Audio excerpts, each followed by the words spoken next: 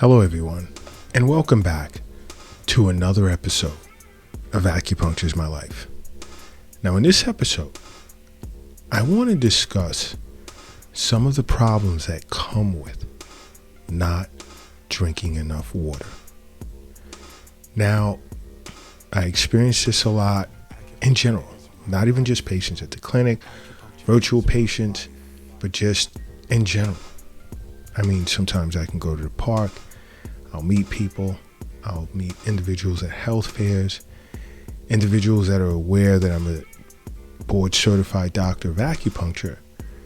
You know, they'll approach me and we'll get into health discussions just off the cuff and notice that many individuals don't drink water. And in many of my podcasts, especially Eastern Nutrition podcasts, I discuss the importance of drinking room temperature water. Now, I'll get into debates with individuals and, I enjoy it. Just, I guess it's something to do, but I get into debates with individuals as to why they don't want to drink room temperature water. They prefer cold water, although they're shocking their organs and not going to elicit the proper effect and absorption as a result of drinking cold water. And then, hot tea. Room temperature water is the best temperature for your water. But a major side effect or problem with not drinking enough water is illnesses that are tied to heat. And there are different types. Just a few examples can be heat exhaustion, heat cramps, heat stroke. And the severity of these types of heat illnesses is relative to how dehydrated an individual is. Let's talk about heat cramps. Now, muscle spasms, cramps, more times than not that present in the abdomen or the legs, these can be painful. And the more dehydrated you are, the more severe it is. And I treat this a lot. And this can be a sign of blood deficiency. And then you have heat exhaustion where there's dizziness. There can potentially be vomiting, weakness overall, and even elevated blood pressure. All right. These can be indicators that you're not drinking enough water. And I speak of this often enough, especially in the Eastern Nutrition episodes. Now with heat stroke, your skin will feel hot, and it can present, it will present with, there'll be neurological symptoms, put it that way. Mental confusion, slurred speech, hot and dry skin, rapid pulse. And heat illness can get so bad that it can lead to death. So you have to be careful. And that's usually when dehydration is really severe. Now, when diagnosing heat illnesses, like as an acupuncturist, heat as an illness can either be the result of a full or deficient heat pattern. And I'll repeat, heat as an illness to an acupuncturist can either present or serve as a result of a full or deficient form of heat. Now, full heat is seen as excess yang. Now, keep in mind, I've said this several times, to an acupuncturist, optimal health, homeostasis, the underlying focus is the balance of yin and yang. Whereas in the case of full heat, it can be seen as excess yang because yang is hot, whereas yin is cold. And if a person is experiencing symptoms of full heat, they will present with, let's say, thirst, a feeling of heat, meaning feeling hot. There'll be mental restlessness. Their stools or bowel movements will be really dry. and there will be a small amount of, let's say, dark yellow urine.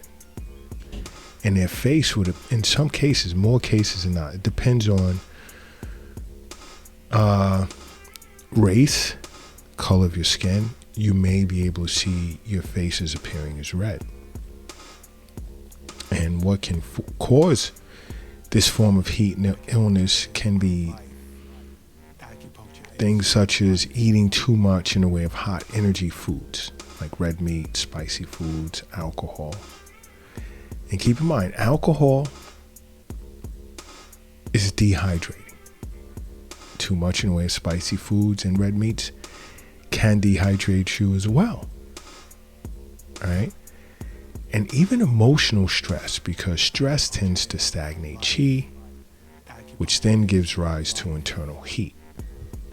Now, exterior pathogenic factors such as a virus can give rise to internal full heat as well once it's actually penetrated the exterior layers of the body.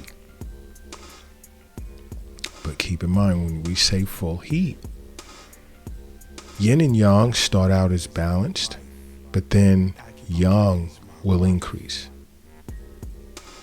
above its normal levels, or can increase. Now, heat as an illness can also be as a result of empty heat, whereby from a yin and yang perspective, yin can become deficient, leaving yang to appear as if it's in excess, but it's not. It's at its normal level, but there's just been a decrease in yin. Because keep in mind, it's about balance. Yang is hot, yin is cold. And when they're in balance, there's normal body temperature. There's no feeling of being cold, there's no feeling of being hot and you're sweating. It's in balance, normal body temperature, 98.6, 98.7 degrees. This Fahrenheit. Now, if there's empty heat, there'll be symptoms such as, let's say, you'd feel hot, but more so in the afternoon and evening, with dry mouth, dry throat. And at night, there'll be night sweats and a feeling of heat in the chest, palms, as well as the bottom of your feet. And there'll also be dry bowel movements as well. Now, empty heat usually presents due to, let's say, kidney yin deficiency, because kidney yin is the foundation of all yin organs in the body. Whereas when kidney yin is deficient, it can also affect the heart, liver, and the lungs. Now, with kidney yin being the foundation of all yin organs, the heart is an organ, the liver is an organ, and the lungs as an organ are considered yin organs. And one example is like when it affects the heart, there will be mental restlessness and insomnia. And that's how you would know you're yin deficient, your heart yin deficient. Now, when it affects the liver, there will be irritability with headaches, and that can be a sign that you're liver yin deficient. And when it affects the lungs, there will be this persistent dry cough, okay? And that can be a sign of lung yin deficiency. So when it comes to water, water is considered yin. So when you're deficient, it can be perceived as yin deficiency. And when water as yin is deficient, most would present with signs of empty heat, which can become, in the long run, life-threatening. Switching that over to looking at things from a Western medicine perspective, the reason symptoms can become so life-threatening is that water is part of nearly every cell in a person's body. And these cells require water to maintain the integrity of your internal organs, your major organs, such as your lungs, kidneys, liver, heart, and even the brain. So that's why, I express I place emphasis on the fact that it can become life-threatening over a long period of time, you being dehydrated. So water is super, super important. And I even recommend to my patients, female patients, 2.7 liters of water per day, not at one time, spread out throughout the course of the day. And to my male patients, 3.7 liters of water per day. Now, if you exercise, we're going to increase those amounts relative to how much you sweat.